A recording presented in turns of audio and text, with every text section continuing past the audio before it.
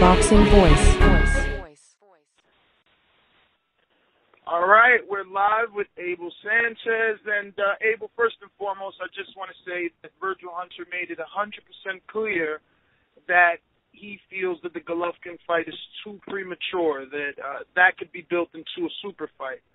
But he is having a problem with the fact that the media isn't pushing for this fight. So we'll start there. Do you feel that that's a big enough fight that the fans should be demanding it, or is there a lot left for Golovkin to do at 160 before they even start mentioning an Andre Ward? First of all, the fans and the media can demand it, but if it doesn't make financial sense at the moment or in the future, it's not going to be made. I think that we all have to recognize that this is a business, and when it does get made, it'll be made because it makes sense for everybody concerned. That it's premature, you know what? He does have a lot more to do at 160, but there's no reason why if it was discussed, it couldn't be made now. But again, all the things have to fall into place so that both parties are compensated the way that they need to be compensated. Now, his main issue is that you guys are willing to move up to 168, but you said you'd fight from 154 to 168. You've attempted to make fights with Chavez Jr., and, you left negotiations open. Not that you started, but that you left it open for a possible fight with Froch. So he just wants to know, why are you willing to move to 168 and not fight the best in Andre Ward? Okay, it's easy to quote somebody and not quote them verbatim or as it was said. What was said was we were willing to go from 154 to 168, and you can go back in the record and look at it. If it made financial sense. With Andre Ward, it does not make financial sense because he's not what Chavez is as far as a pay-per-view star. And as far as Froch is as a pay-per-view star, that makes financial sense. A fight against Ward, he in a sense is correct in saying that it needs to percolate a little bit so that in the future it's a little bigger fight, because Ward hasn't made the impact that Chavez has. It's obvious that Chavez has fought some of the names that are a little more known that has made him a somewhat of a draw, and he's got a country behind him, so it would make financial sense. That's what was said. Not that we would just fight at 168 just to fight at 168.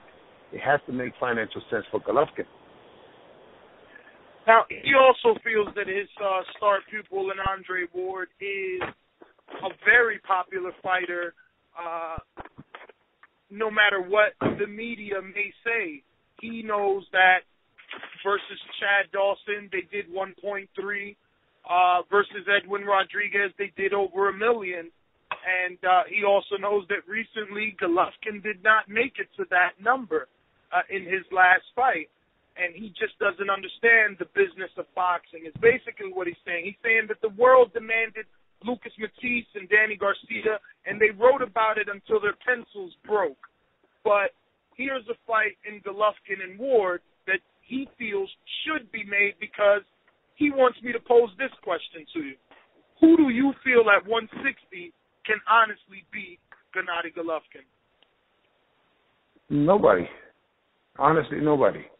But the point is not what Virgil feels that about his star pupil. It's what the public is going to put out. It'd be a shame to put that fight together and it doesn't do what Virgil thinks is going to do. It's got nothing to do with what we think. It's got to be what is going to be bought and not bought. I mean, when we went to see him fight Rodriguez over at the Citizen Center, I think there was 2,500 people, something like that.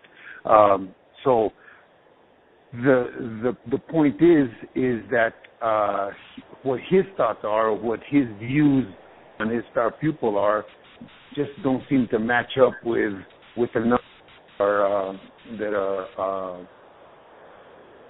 being thrown around as far as what was paid or what was not paid or what was viewed. That the fact that he made that they did that much against Dawson is somewhat of a known commodity too.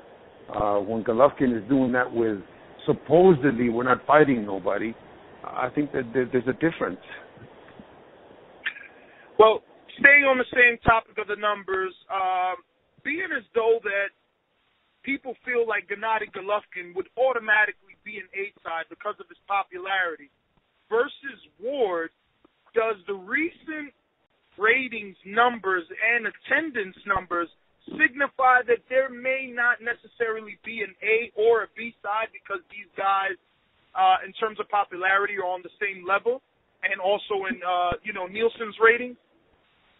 Look, first of all, I don't think in this fight, in what I've been trying to say in recent interviews, I don't think that we could be considered an A side over Andre Ward. Andre Ward has got a significant resume that he's fought some of the best fighters in the world. That being said, that unfortunately for Andre, it doesn't translate into viewership. Okay, but his resume speaks for itself. He's a great fighter. We're not diminishing any of that.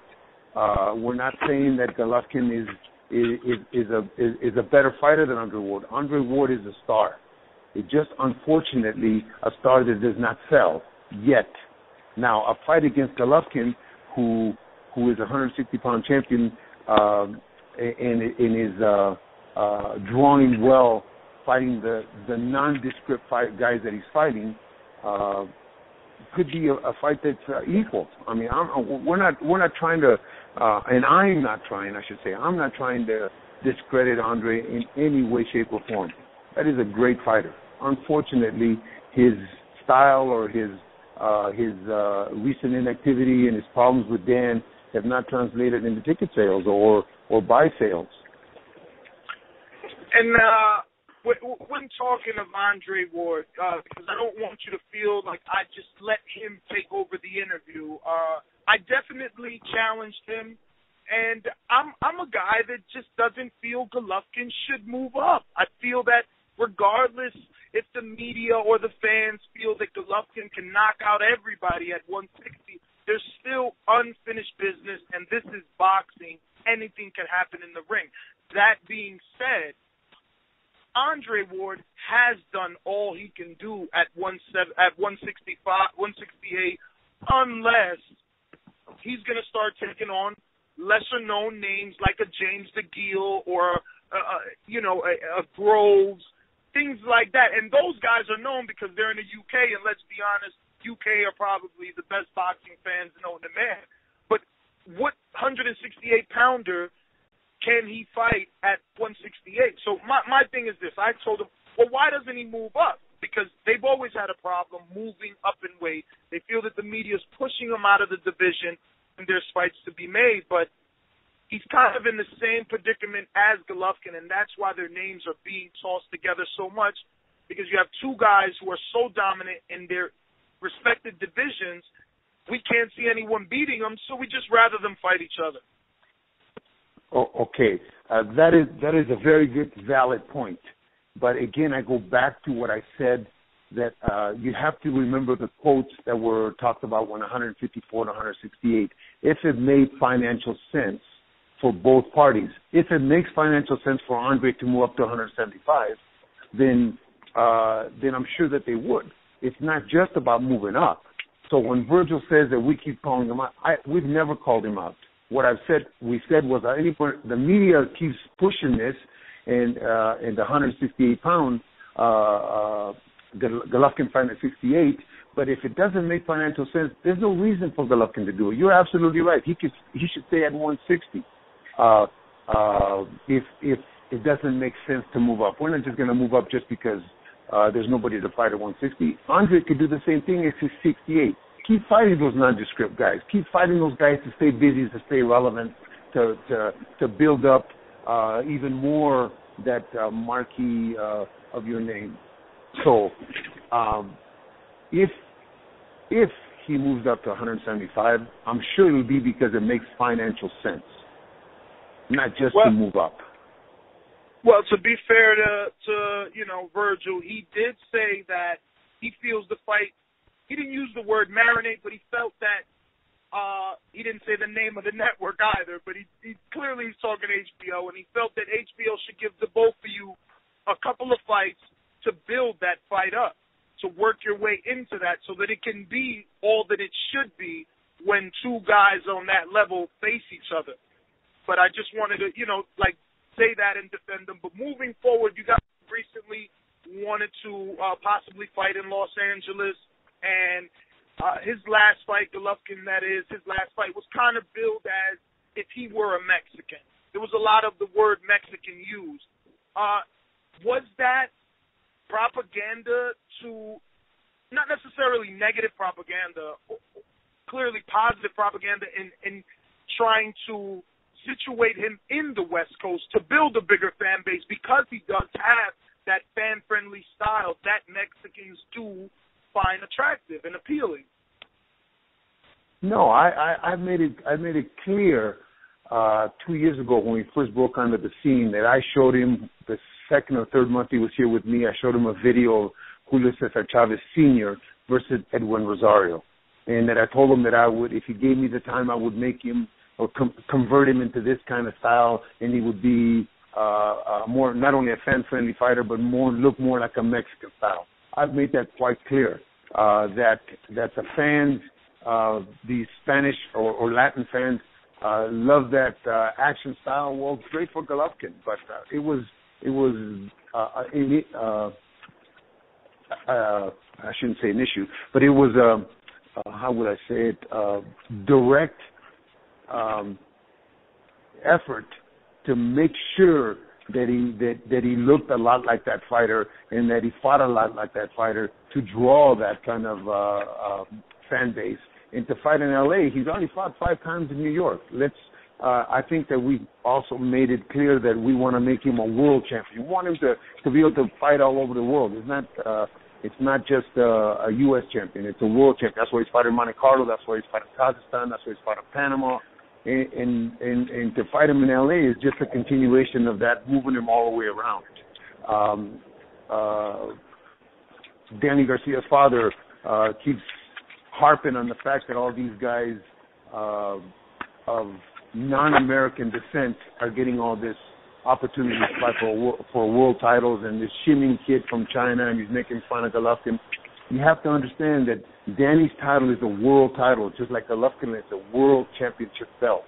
That means that everybody from around the world should enjoy and should have the opportunity to fight for it. So this transition from New York to L.A. is a progression of what we've been talking about. L.A. now, maybe next time it'll be in Germany or in France or in England against Froch. Who knows? But he is a world champion. So is the targeted opponent Marco Antonio Rubio? We've been hearing rumors that it could possibly be Rubio because of his style, because of his Mexican descent. Is that the direction that you're looking in? Well, I've heard 3 or 4 different names. Tom has mentioned Rubio, but if that is the case, it's not because of Rubio's style or because of Rubio. It's because he's got the WBC belt.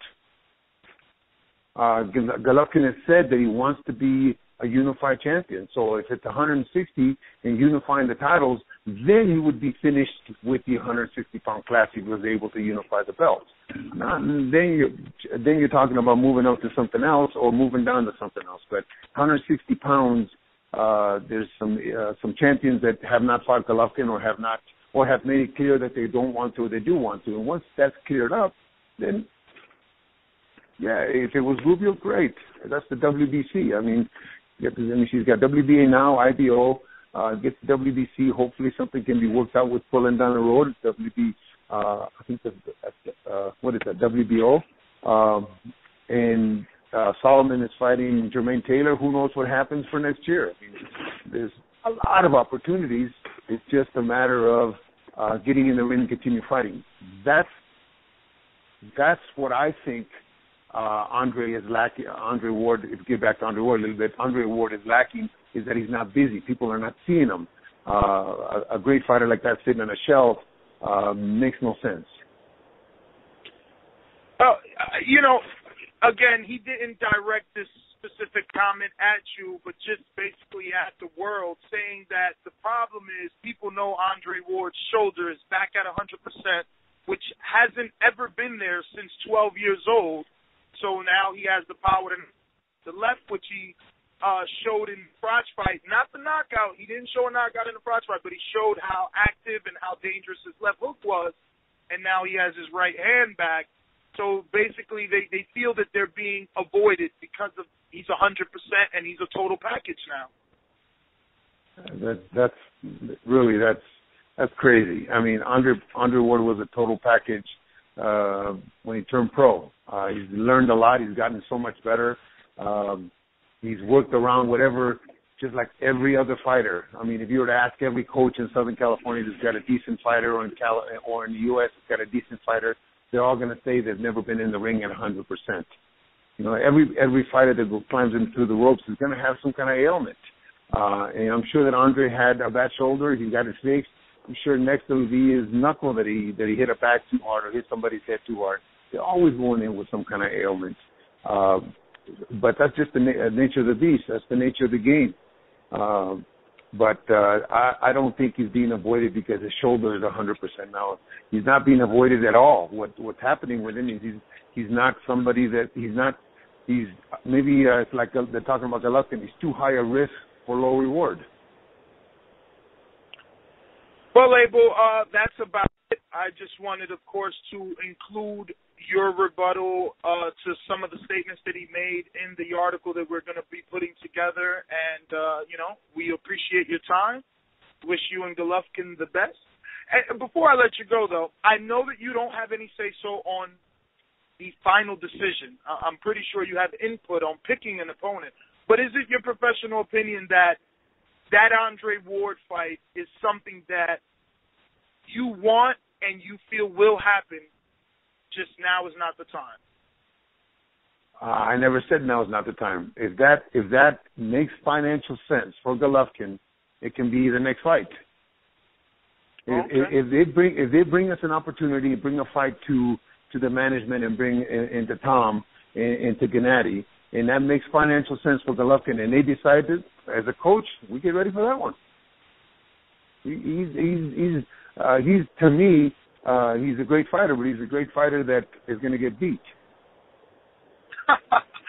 Okay. Well, I guess that's the dilemma as well, because he has such a high mandatory minimum. I believe it was like 2.5 for Edwin Rodriguez that he got, and then Golovkin's also a guy who gets paid well.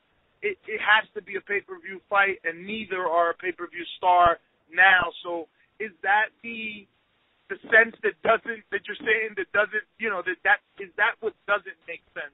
That it does, Nestor, it doesn't really matter to me what the other guy's getting. If my guys, if our management team and Tom Loeffler and Gennady feel that we're well compensated, that's the only thing that matters. What the other guy gets has nothing, is irrelevant. Just like if you remember the negotiations that Tom had with Top Rank about Chavez, it was irrelevant what Chavez was getting, what he was not going to get. It was only important what we were going to get, and that we got to step into the ring. Things will be different in the next fight, but for this award fight, if it makes financial sense for Golovkin and it makes sense for the fight, then I'm sure our guys, the management team, the Herman brothers and Tom, will agree to it. Me as a coach, I'll train him, and we'll get ready for whomever it is this fall or next summer. All right. Well, I really like that last quote, so that probably will be the headline. Ward is a great fighter that will lose. Well, Abel, thank you again for your time, and the Boxing Voice appreciate you and your whole team, and we'll be in touch. Thanks, man. Have a great day. Thank you. Bye-bye.